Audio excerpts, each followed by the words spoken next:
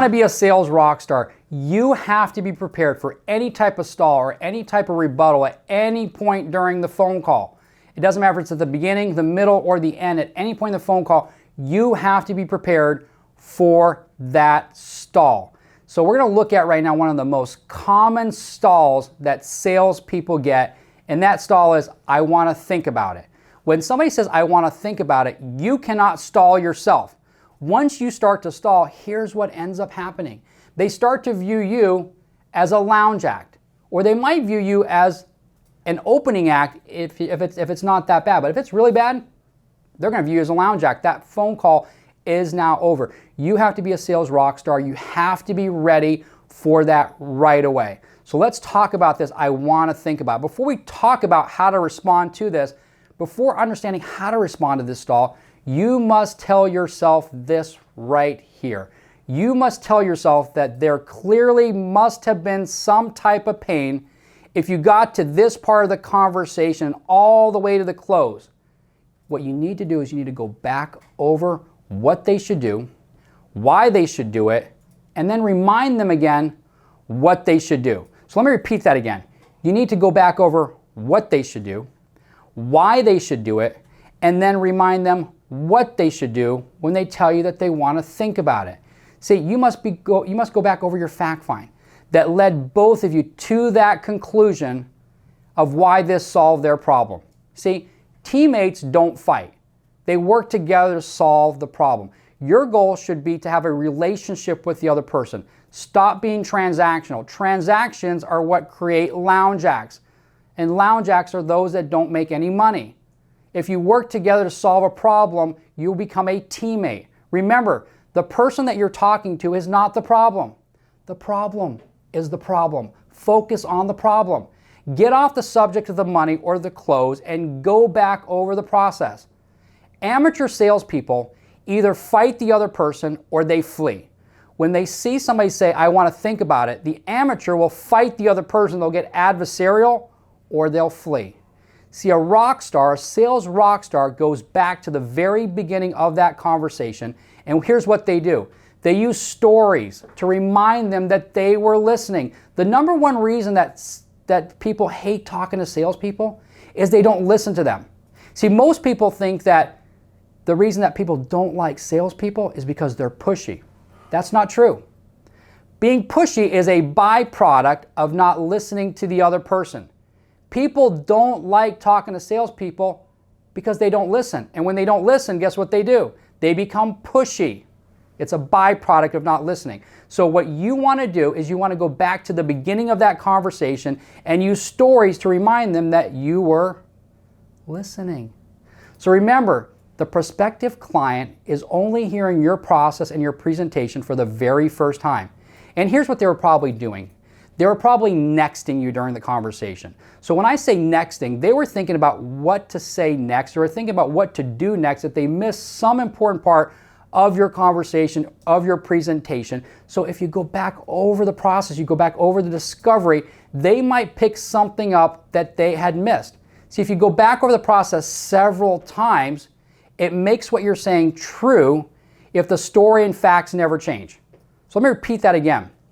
If you go back over the process several times, it makes what you're saying true if the story and the facts never change. They keep hearing the same story.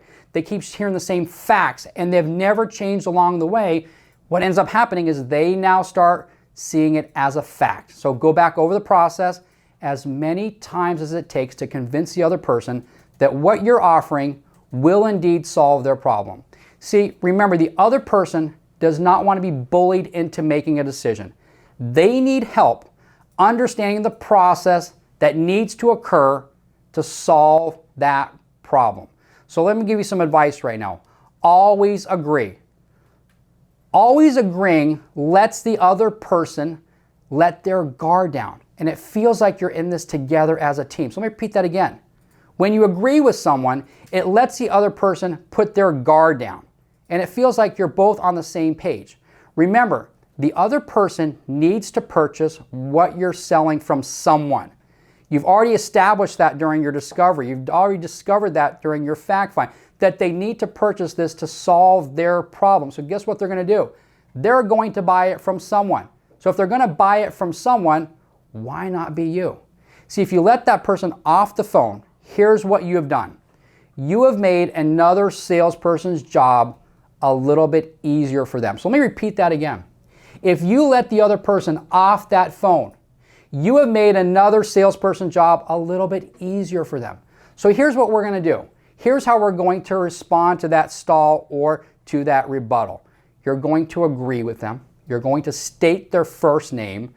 And here's how you're going to do it. I hear you. Okay, they just said, I want to think about it.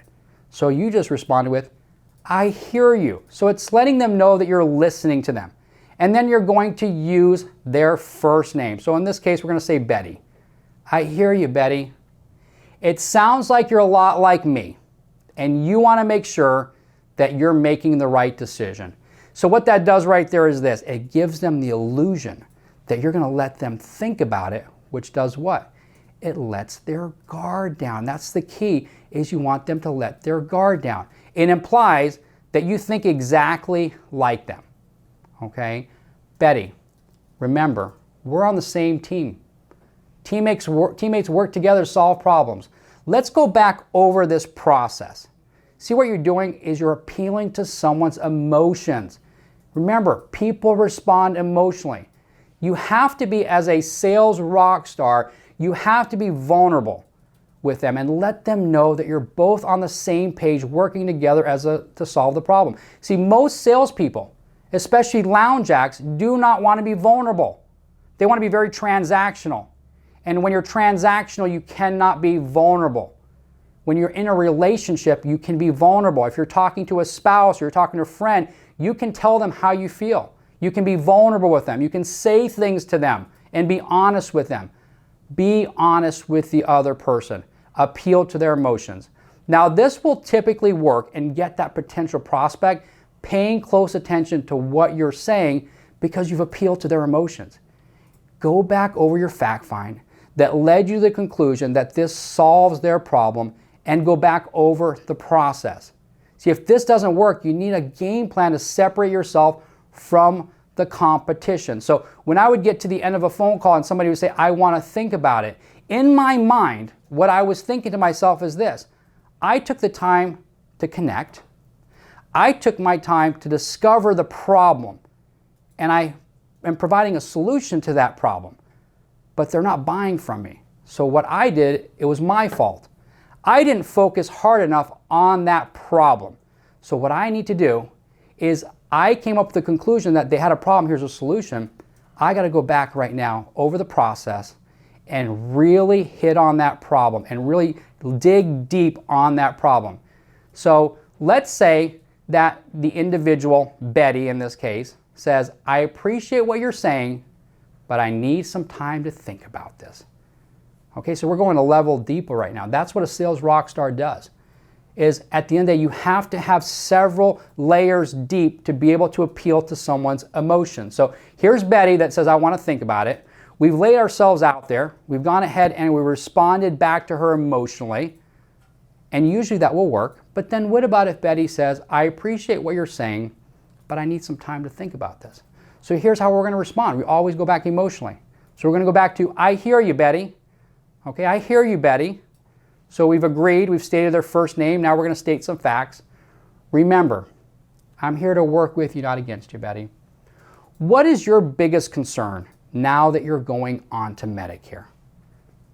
Okay, it's an open-ended question that's now trying to further the conversation.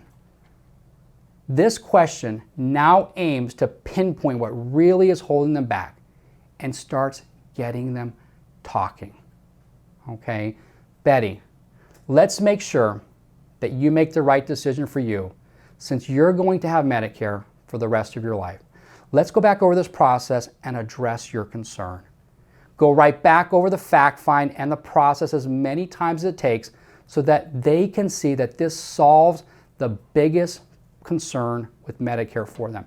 Remember, people respond emotionally. As a sales rock star, if you want to be a sales rock star, never forget that.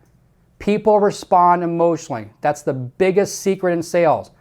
They do not respond They do not respond on a transactional type of a process, a rational type of process. They respond emotionally. So if this still does not work, you must develop a game plan of open-ended questions like, what are your thoughts about strict networks? What are your thoughts about having to get pre-authorization?